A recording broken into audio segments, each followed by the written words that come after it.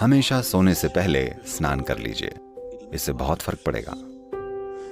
ऐसे मौसम में शायद ठंडे पानी से नहाना मुश्किल हो, तो आप गुनगुने पानी से नहा लीजिए। रात में गर्म पानी से मत नहाइए, गुनगुने पानी से नहाइए। ये आपको सचेत बना देता है। तो आपको लगेगा अरे मुझे नींद नहीं आएगी। कोई फर्क नहीं पड़ता, आप 15-20 मिनट या आधे घंटे बाद सोएंगे, लेकिन आप अच्छे से सोएंगे, क्योंकि इससे कुछ चीजें दूर हो जाएंगी।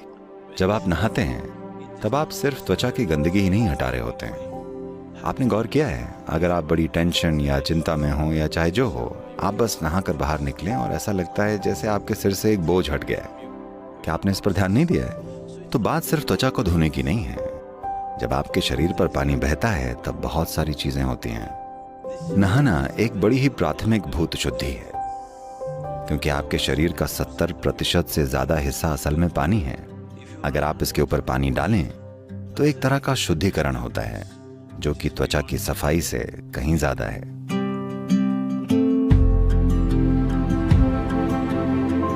आपको पानी का बहुत ध्यान रखना चाहिए, क्योंकि ये 72% है और इसमें जबरदस्त याददाश्त है। अगर मैं इस पानी को खोलूं या बिना खोले भी, अगर मैं इस पानी को कुछ कहूं तो इसे याद रहेगा। इस दिशा में कई प्रयोग हो चुके हैं। तो अगर आप इस पानी को लेकर, पानी के स्रोत से लेकर अपने घर तक पंप करते हैं, तो मान लीजिए कि ये 50 मोड़ों से होकर गुजरा है। ज्यादातर लोग उनका मिट्टी से संबंध केवल मरने के बाद बढ़ा पाते हैं,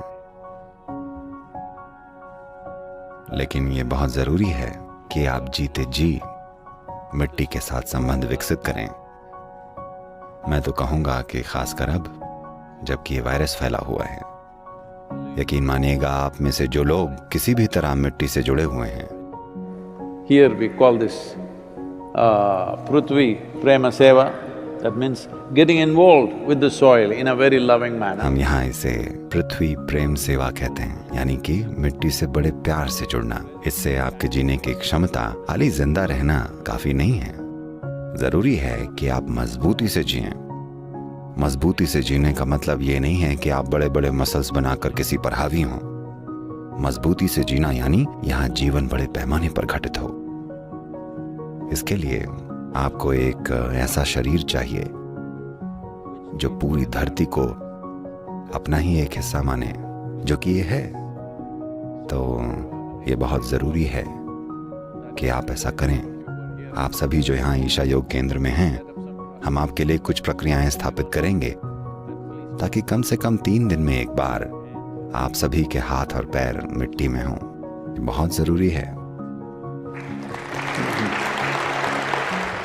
और आप लोग जहां भी हैं, अगर आपके पास एक छोटा सा बगीचा है, या आप वॉलंटियर बनकर किसी और के बगीचे में काम कीजिए, यकीन मानिए, हाँ, उन्हें मुफ्त का मजदूर मिलेगा, लेकिन ये मत सोचिएगा कि उन्हें ज्यादा फायदा है। आप बहुत ज्यादा फायदे में हैं, क्योंकि अगर आप मिट्टी से जुड़े होंगे तो आप पर इसका जबरदस्त असर होगा। अगर मैं इस पानी को खोलूं या बिना खोले भी, अगर मैं इस पानी को कुछ कहूं तो इसे याद रहेगा।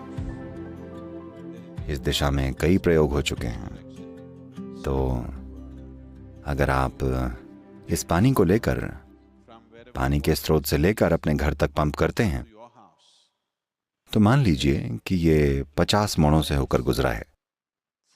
अब वो कह रहे हैं कि अगर पानी 50 मोड़ों से गुजरता है तो करीब 60% पानी जहरीला हो जाता है। अगर आप नल से बाहर आते ही तुरंत इसे पी लें तो ये आपके सिस्टम में जहर का काम करेगा। अगर आप इसे लेकर कुछ समय के लिए रख लें तो ये फिर अपने आप पहले जैसा हो जाएगा।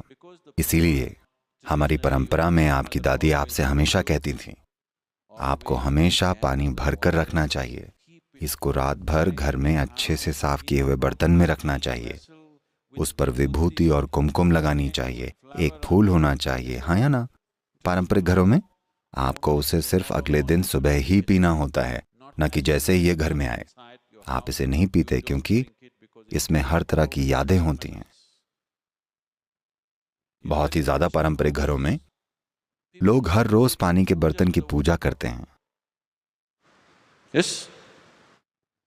और आप पानी को आते ही नहीं पीने लग जाते। पानी का आपको ध्यान रखना चाहिए, क्योंकि ये 72% है।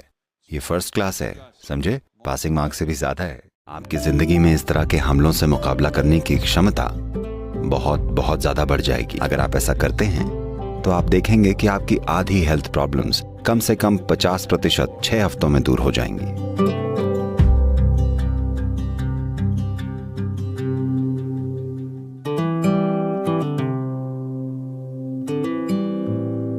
बस अपने भोजन में 40 से 50% कच्चा भोजन लेकर आइए, यानी ये जिंदा होना चाहिए। ये एक जीवित कोशिका होनी चाहिए। ये सब्जी हो सकती है, फल हो सकता है, सूखा मेवा हो सकता है, अंकुरित मूंग हो सकती है। आपके खाने का कम से कम 40 से 50% हिस्सा जीवित होना चाहिए। You eat dead food and you want to live, this is a little difficult thing. ये थोड़ा मुश्किल काम है, क्योंकि अब आपको एक मुर्दे को जिंदा करना है। जब आप खाना पकाते हैं, भोजन को पचाने के लिए सभी जरूरी पाचन सामग्रियां सिर्फ शरीर में ही नहीं होती हैं, भोजन में भी ये एंजाइम्स होते हैं। जब आप खाना पकाते हैं तब आप इन एंजाइमों को काफी हद तक नष्ट कर देते हैं। जब आप बिना एंजाइम वाला खाना खाते हैं तब शरीर को वो हिस्सा फिर से बनाने के लिए मेहनत करनी पड़ती है जो नष्ट हो गया है, और तभी खाना पच पाता है। आमतौर पर खाने के 1-1.5 घंटे बाद ऐसा भोजन आपकी ऊर्जा को कम कर देता है। इसके बाद धीरे धीरे ये ठीक हो जाता है। तो खाना ऊर्जा के लिए होता है, पर हम खाने को ऐसे बना रहे हैं कि ये पहले 1.5 घंटे में ऊर्जा को कम कर देता है, और सिर्फ उसके बाद ही धीरे धीरे ऊर्जा मिलती है। जो भी हो, चाहे आपकी पाचन प्रक्रिया कितनी भी अच्छी क्यों ना हो, फिर भी आप उन सभी एंजाइम्स को कभी भी फिर से नहीं बना सकते जिन्हें हमने पकाते वक्त नष्ट कर दिया है।